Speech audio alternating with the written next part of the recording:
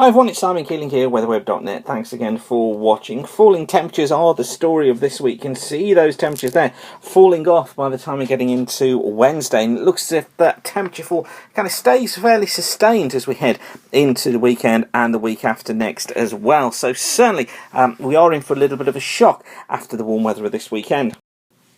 Now the 7 to 10 day means of the 500 millibar flow are here. This is the ECMWF on the left here and the GFS is on the right, and this is the mean of the flow from next Sunday through to Wednesday the 16th. Interesting to note that both looks still keep this cold pool off the east of the UK with a ridge out towards the west. Now the problem is that when you get that pattern developing, it's pretty difficult to block it and to clear it to clear it out the way. So it looks as if we do get trapped into this cool east to northeasterly flow across East Anglia, southeast England, parts of the Midlands. By the end of this week, through the weekend and into next week, it could be around for some time. But the best of the weather, the drive of the weather across Scotland, Wales, western parts of England and Ireland, if this pattern gets in. And it certainly looks as if that's what it's going to try and do.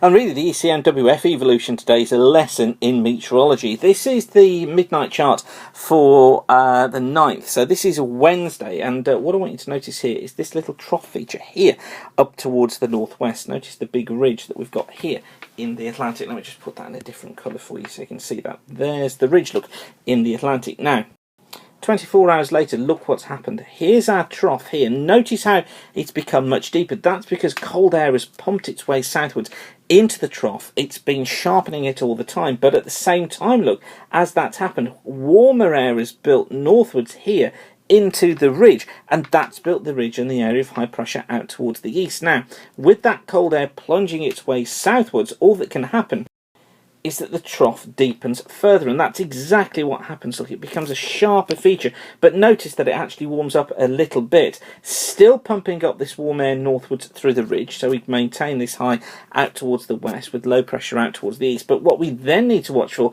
is for this feature here becoming cut off.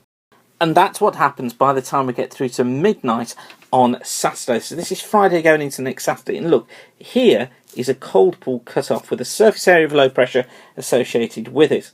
Here's the ridge out towards the west. And what then happens is that the warm airflow goes across the top. So all that can happen to this cold pool here is, unless it gets a feed of colder air coming into it, then all that can happen to that cold pool is it will weaken. But cold air is coming into it from a source. Now, we've got northeasterly flow across East Anglia, across the Midlands, across southern parts of England. That's what's going to bring the cooler, wetter conditions at the end of the week. But just look at the size of the high here across Scotland.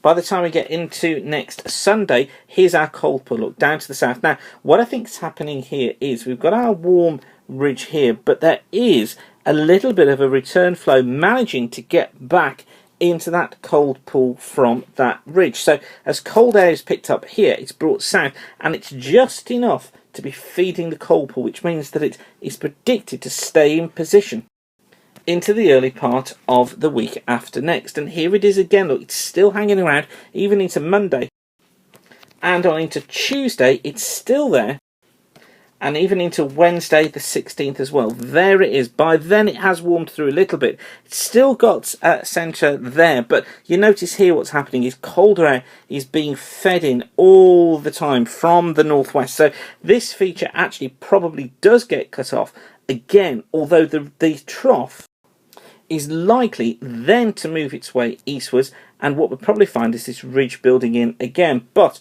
then we look for this breakdown coming in from the west. So I actually think what will happen is that the start of next week is cool and windy and damp across the east and the southeast. The ridge builds in from the west, and that could lead us into some pretty frosty weather across the north and the west of the country, or I should say frosty nights, through next weekend and into the beginning of the week after. As this high gets in across the country, so we'll find most places becoming dry, quite autumnal, with mist and fog overnight, and frost too. So could be the first widespread frosts of autumn, but then by the end of the week, our area of low pressure here and this feature here manage to break free, come eastwards, probably become centred down here and bring in more of an east to northeasterly flow, so become more unsettled by the end of that week into the weekend. So that's the weekend of the 19th and 20th, but the north, Scotland, probably Northern Ireland, perhaps the far north of England, tending to stay on the drier side. So much to watch then during the coming week, but that's it for now. Now don't forget that the site here is kept free of charge by the adverts you see around the screen. It's by you coming back and using the site, that's what keeps us free of charge. So thank you for doing that. Whatever you're doing, have a great day and keep the sun shining. Bye for now.